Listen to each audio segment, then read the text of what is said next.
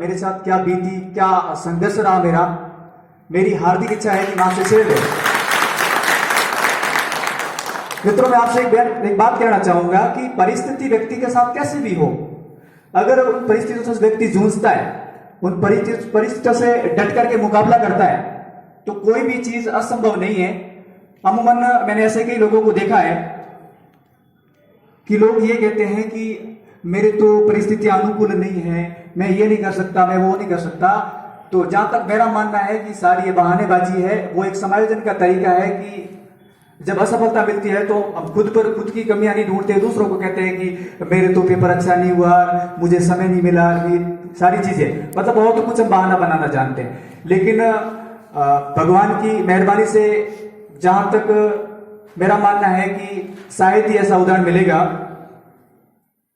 क्योंकि ईश्वर ने जो दुख दिया है मेरे से ज्यादा तो शायद ही किसी को दिया होगा। जब मैं छोटा था, 6 माह का था मात्र, मेरे पिताजी की मृत्यु हो गई थी। अब मुझे नहीं मालूम, पिताजी की शक्ल भी नहीं मालूम, मुझे नहीं पता कैसे थे पिताजी। मुझे बड़ी दुख के साथ कहना पड़ा, आज उनके पास मेरा देखने के लिए फोटो भी नहीं है। दूसरी बात, जब मैं 2 साल का हुआ, मेरे माताजी उनकी चिंता में बीमार पड़ गई। 2 साल बाद मेरी माताजी की मृत्यु हो गई। परिवार में एक बहन और एक भाई, हम 2 थे। दूसरा परिवार में कोई नहीं था। दादी जी ने हमें संभाला।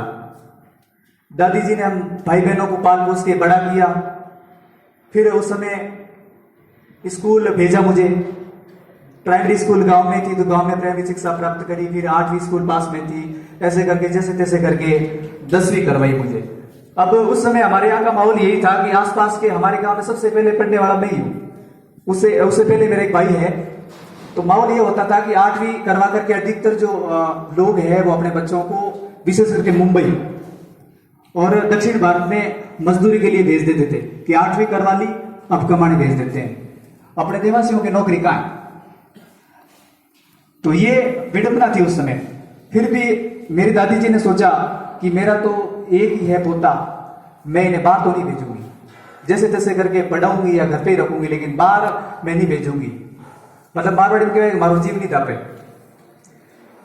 इसीलिए आगे फिर मैंने 10वीं करी। 10वीं के बाद फिर मैं 12th में एडमिशन लिया, 12वीं करी। अब उस समय प्रॉपर गाइडेंस भी मिलने वाला नहीं था। अब वर्तमान में तो 12वीं करते तो बीएसटीसी फ्री का एग्जाम दे देते हैं, एसटीसी कर लेते हैं, सीधा रास्ता है कि एक बार तुरंत नौकरी मिल जाती है। लेकिन मुझे ये नहीं पता कि एसटीसी क्या होती है। मैंने 12वीं कर ली, लेकिन मुझे नहीं मालूम था कि बीएसटीसी क्या होती है। अब इसके बीच में एक और घटना घटी। जब मैं 11वीं परीक्षा की, मेरी वार्षिक परीक्षा चल रही थी, मेरी दादी जी जो एकमात्र हमारा सहारा थी भाई बहनों का, 80 वर्ष की उम्र में वो भी चल बसी। परिवार में भाई और बहन 2 रह गए। बहन की शादी हो चुकी थी। अब मात्र 6 महीने हुए थे दादी जी को गए। मेरे जीजा जी जिनकी एक्सीडेंट में डेथ हो गई। अब बहन विधवा हो गई। बहन उसी दिन से चिंता में। वैसे ही माता पिता का तो भगवान ने दुख देखा ही था, दिया ही था। अब बहन की, मतलब मेरे जीजा जी की मृत्यु हो गई। उसी दिन से बहन मेरे पास ही रहती थी। दादी जी के जाने के बाद वो भी चिंतित हो गई, उसी चिंता में बीमार पड़ गई। हमने खूब प्रयास किए, मेरे अंकल जी उन्होंने दवाई लाई, लेकिन कोई सुधार नहीं हुआ। बस ये कहती थी मुझे अब जी के क्या करना है। और मात्र 6 महीने बाद जब 12वीं वार्षिक परीक्षा चल रही थी, उसी दिन एकमात्र मेरी बहन, परिवार की एकमात्र मेरी एक ही सदस्य जो जीवित थी, उसकी भी मृत्यु हो गई। अब इससे ज्यादा दुख तो क्या हो सकता है। अब परिवार में बचा मैं अकेला, कोई नहीं परिवार में संभालने वाला भी। फिर मेरी बुआ है, उन्होंने मुझे संभाला। वो आई मेरे पास, 3 साल तक मेरे पास रहे, बुआ और फूफा जी दोनों, वो मेरे पास रहे।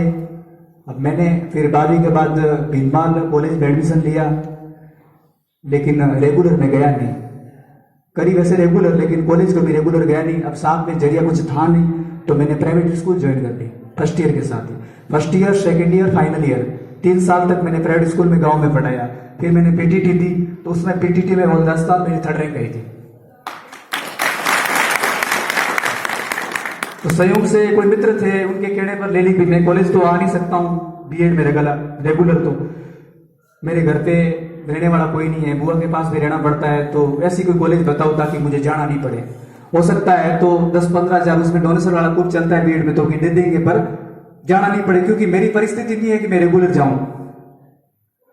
तो कोई कॉलेज थी अबू रोड में, मित्र ने बता दी इस कॉलेज को ले लो आप, आपकी ये बात हो जाएगी, सारी चीजें हो जाएगी। तो मैंने वो कॉलेज ले ली, लेकिन संयोग से प्रिंसिपल ऐसा आया कि उस कॉलेज में 100 एडमिशन थे, 100 में से 35 बच्चे रेगुलर आए थे, 65 नहीं आ रहे थे। तो मैं प्रिंसिपल सर से कहा कि 65 नहीं आ रहे तो मुझे भी उनमें शामिल कर दो, मेरी परिस्थिति ऐसी है कि मैं आ नहीं सकता हूँ रेगुलर। अब यहाँ क्लासें लगती तो कोई बात नहीं, जब क्लासें नहीं लगती तो फालतू में परेशान क्यों करते बोला करके। लेकिन वो अपनी बात पर अड़े रहे कि नहीं आपको तो आना पड़ेगा, और लास्ट में मुझे हाजिरी फेल कर दिया, मेरी उपस्थिति नहीं भेजी, बीएड मेरी रोक दी। बिल्कुल टूट गया मैं, यार पढ़ाई कर रहे थे, एकमात्र जरिया था, वो भी मुझे फेल कर दिया। जीवन में पहली असफलता मिली थी पढ़ाई के क्षेत्र में।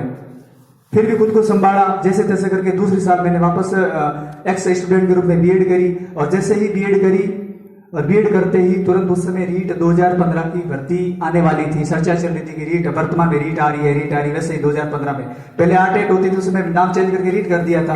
तो सोचा कि अब प्राइवेट स्कूल में रहेंगे तो ये लालच है थोड़ा 10-5 हजार का, अब इससे अपन सक्सेस तो होंगे नहीं। तो मैंने 2015 में घर छोड़ के, मेरे मित्र है उनके साथ में जोधपुर आ गया। सोचा कि कोचिंग कहाँ है, इधर गए आदर्श में जाए, उत्कर्ष में जाए, कहाँ करें, क्योंकि नए नवेले थे, कुछ भी जानकारी नहीं थी, घर से पहली बार निकले थे। अब जोधपुर आए, फिर हमने उत्कर्ष कोचिंग ज्वाइन करी। मात्र मेरे पास 3.5 महीने थे, मैं लगभग नवंबर एंडिंग में आया था, फरवरी में परीक्षा हो गई थी रीट की, फरवरी 2016 में। तो उत्कर्ष से कोचिंग मैंने ज्वाइन करी, 15 जनवरी के आसपास कोर्स पूरा हुआ, 7 फरवरी को परीक्षा थी। तो दबा के मैंने मेहनत करी और उस रीट में मेरे 119 नंबर आए, जो शायद उस रीट में अपने देवास बंधुओं में से किसी के नहीं थे। मेरे 119 नंबर थे और मात्र मेरे सब्जेक्ट हिंदी और सामाजिक 2 बनती थी। सामाजिक की पोस्टें आई नहीं, हिंदी में मात्र 100 पोस्टें थी। बाड़मेर में उसमें 1 पोस्ट थी एमबीसी की, एमबीसी का 1% आरक्षण था, उस 1 पोस्ट पे मेरा सिलेक्शन 64वीं रैंक से हो गया। जिंदगी का पहला सिलेक्शन, पहली सफलता मेरे हाथ लगी। लेकिन संयोग देखो कि वो भर्ती कोर्ट में अटक गई, स्टे आ गया, भर्ती अटक गई, ज्वाइनिंग नहीं मिली। तो सोचा कि अब कुछ बैठे रहने से कुछ नहीं होगा। अब थोड़ा हौसला मेरा भी बढ़ा कि जब पहली बार घर से आए, 3-4 महीने मेहनत करी अच्छे से, अपना सिलेक्शन तो जब हो गया है तो आगे सेकंड ग्रेड आ रही, उसी में क्यों ना भागे आज मैं। फिर मैं सेकंड ग्रेड वापस जोधपुर रहा, रूम लिया, दो साथ में थे, 2 जने साथ में रह करके तैयारी करी। यहाँ से हिंदी की कोचिंग करी थी पद से, और दबा के अच्छी मेहनत करी। और जब रिजल्ट आया तो कुछ आशा से ऊपर ही परिणाम आया, और राजस्थान सेकंड ग्रेड 2016 में मेरी वापस 3rd रैंक है। साथ ही साथ 2018 वाली रीट भी मैंने दे दी थी फरवरी में। रिजल्ट सेकंड ग्रेड की एग्जाम तो पहले हो गई थी, लेकिन जब रिजल्ट आना था तो रीट वाली तैयारी भी करी कि ये रिजल्ट आएगा, पता नहीं क्या कैसे है, तो मैंने रीट वाली तैयारी भी करी। और 2018 वाली रीट थी, उसमें भी मेरा हिंदी से सिलेक्शन हो गया, सामाजिक से हो गया, 128 नंबर आए रीट में।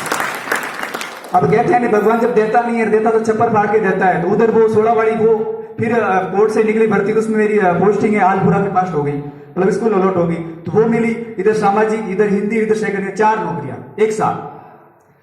और फिर भगवान की मेहरबानी से नेट जेआरएफ भी हो गई। तो एक ऑप्शन ये भी था कि आप जेआरएफ में जाओ, पीएचडी करो और स्कॉलरशिप लो।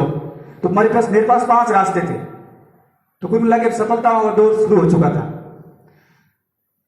फिर मैंने सेकंड ग्रेड ज्वाइन किया, ना थर्ड ग्रेड ज्वाइन एक भी नहीं की, 16 वाली भी नहीं की, 18 वाली भी नहीं की, सेकंड ग्रेड ज्वाइन की। वर्तमान में मेरी पोस्टिंग जो सिवाड़ा है, सांचौर के जस्ट नजदीक ही है, 20 किलोमीटर की परिधि में पड़ता है, वहां पर मैंने ज्वाइन करी। और फिर आगे लक्ष्य ये था कि भी कुछ आगे करें, जब इतनी सफलताएं मिल रही है तो आगे भी जरूर मिलेगी। अब थोड़ा हौसला है वो बुलंदी हो गया था, थोड़ा आत्मविश्वास भी ज्यादा ही कुछ हो गया था।